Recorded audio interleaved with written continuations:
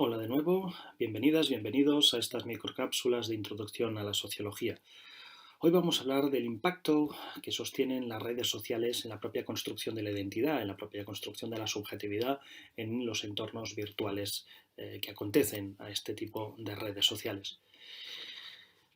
Antes de empezar, sin embargo, conviene definir lo que se entiende por la identidad personal. Por identidad personal podemos entender el producto de la construcción, que no solamente depende de nuestras propias habilidades sociales o de un entorno social determinado, sino también de un marco cultural, pero también de unas capacidades psicológicas, ¿no? Que depende de estas dos grandes dimensiones que veis aquí en pantalla. Por una parte, esa imagen que queremos dar de nosotros mismos a los demás, pero también aquella otra imagen que los demás se formulan respecto a nosotros, ¿no? Cómo nos ven los demás. Nuestra identidad no solamente depende, por tanto, de nuestra propia voluntad, de nuestra propia manera de percibirnos, sino también de aquello que los demás pueden interpretar al respecto. Es por eso que se considera la construcción de la subjetividad de la propia identidad personal como un elemento prioritario en todo proceso de maduración psicológica del sujeto. El niño pequeño empieza a ser consciente de sí mismo no solamente cuando es capaz de asimilar el punto de vista de los demás, sino también entender cómo quizá los demás le están entendiendo a sí mismo. Por lo que realmente cualquier posibilidad de construirnos una identidad y entender esa identidad desde fuera puede ser, como veis, fundamental para ese crecimiento y esa maduración psicológica. Ocurre que al menos el 50% de los adolescentes, considerando también la adolescencia como un periodo muy significativo para esa consolidación de los primeros pasos hacia la maduración psicológica, muchos de estos adolescentes, el 50% encuestado, consideran que han llegado a experimentar diferentes identidades a través de los medios virtuales a su alcance. Es decir, esas identidades digitales de alguna manera también permiten superar las deficiencias o las carencias que su propia identidad real implica de cara a los demás. Para muchos adolescentes el medio digital permite superar la timidez. En el caso de personas que no tienen aprendidos buenas estrategias de habilidades sociales, pero también favorece la mayor ampliación de relaciones sociales, más allá de las limitaciones que su propio entorno cultural o social les ofrece, pues son capaces de comunicarse con un amplio número de personas. Ocurre que la identidad digital permite también concebir, crear un modelo ideal de identidad, cómo esperamos que nos vean los demás. Y en muchas ocasiones esa identidad digital no siempre se corresponde con la realidad. Lo interesante, sin embargo, del proceso psicológico que implica la construcción de identidades digitales es que obliga a hacer un análisis activo y consciente de nosotros mismos. ¿Qué limitaciones tenemos? ¿Qué es lo que nos gusta hacer? ¿Qué es lo que no nos gusta? ¿Cómo queremos que sean nuestros amigos? ¿Cómo es el perfil de aquellas otras personas con las que nos sentimos más afines? ¿Qué es lo que rechazamos de nosotros mismos y de los demás? En fin, como veis, implica un interesante ejercicio de pensamiento crítico.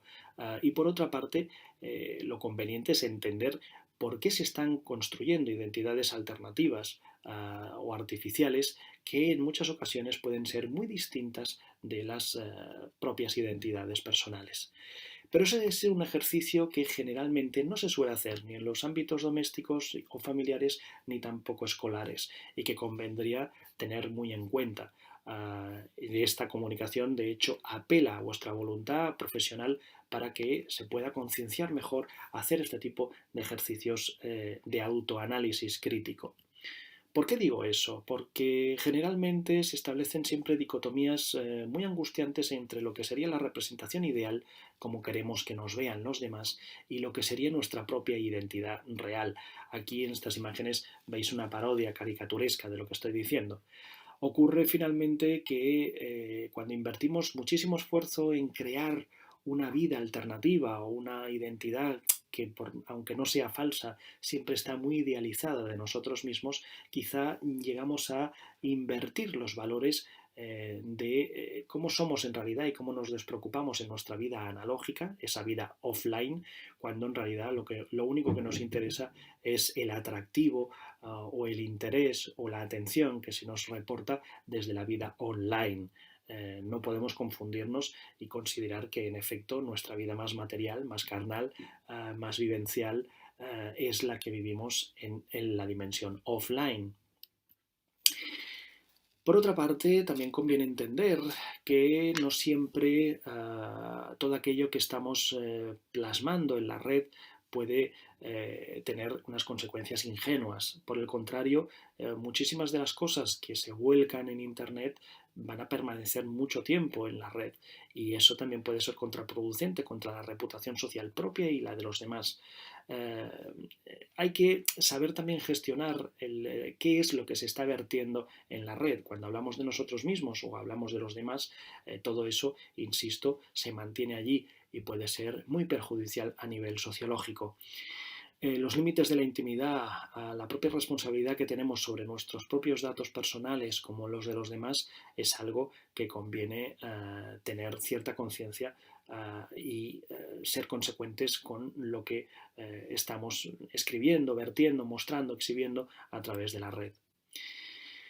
Esto, en el caso de los adolescentes, es realmente un problema de primer orden por lo que respecta a las cuestiones sociológicas que nos competen. Hay muchísimos riesgos que tienen que ver con esa mala gestión de nuestra propia intimidad, ya sea falseada, ya sea real, de nuestras identidades o de qué es lo que, cómo gestionamos los datos sobre los demás, ¿no? Las cosas que se pueden decir sobre las demás personas en el medio internautico.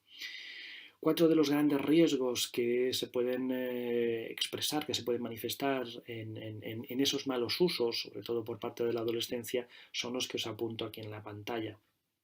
El ciberbullying es quizá el más cacareado, el que más se ha divulgado en los medios, como es el ciberacoso, ¿no? El ciberbullying se entiende también por ciberacoso, es decir, todas esos acosos, esas amenazas que se hacen desde el anonimato o desde una identidad inventada, ¿no? Desde una identidad ficticia, como es un nick, un alias, ¿no?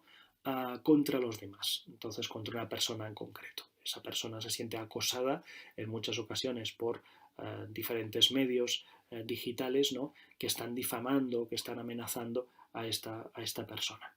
El sexting en concreto es un tipo de chantaje emocional que implica precisamente el recurrir a la amenaza por publicar textos, fotografías, imágenes, comentarios audiovisuales que se pueden tener en relación con la vida íntima o sexual, sobre todo, de la persona que está siendo acosada. Eso en el ámbito de la adolescencia, pues como podéis entender, es un problemón, un verdadero problema que hay que acatar precisamente con campañas de concienciación sobre el mal uso de Internet. El gossiping es un creciente fenómeno social que tiene que ver con la creación de espacios de discusión, de intercambio, de información o de comunicación que en realidad se utilizan para el chismorreo, para divulgar bulos que en muchas ocasiones pueden también afectar a la propia reputación de las personas. Se intercambian precisamente comentarios que pueden ser muy ofensivos contra algunas entidades, instituciones, personas, personajes públicos o personas del entorno social que pueden realmente convertirse finalmente en opinión pública, ¿no? en toda un pensamiento compartido por mucha gente, pese a haber surgido precisamente de la maledicencia, no de ninguna evidencia objetiva, sino por el contrario, crear mal rollo, ¿vale? Eso sería el gossiping, ese abuso del chismorreo precisamente para desprestigiar a alguien, ¿no? Para para que esa persona se sienta cada vez más marginada, ¿no? Y finalmente, otro fenómeno del que quiero hacer referencia es el phishing. El phishing implica precisamente la captura de datos personales que pueden también afectar a la vida de algunos individuos. Datos como, por ejemplo, sus cuentas de correo, sus cuentas bancarias, sus números de teléfono, sus direcciones, todo esto que se puede llegar a publicar en los medios digitales, ¿no? O a divulgarse con fines precisamente de chantaje o de convertirse también en excusas para amenazar en la vida offline a esa persona, ¿verdad? El divulgar datos confidenciales, íntimos y que en muchas ocasiones pueden llegar a afectar al ámbito de lo legal, ¿no? A lo que sería ilegal, ¿no? A delitos realmente que implican a cuestiones de cárcel. Bueno, si tenéis más interés en estos temas, os recomiendo aquí una serie de referencias que pueden ser de vuestra utilidad. Ya con esto cierro la comunicación. Hasta la próxima ocasión. Hasta luego.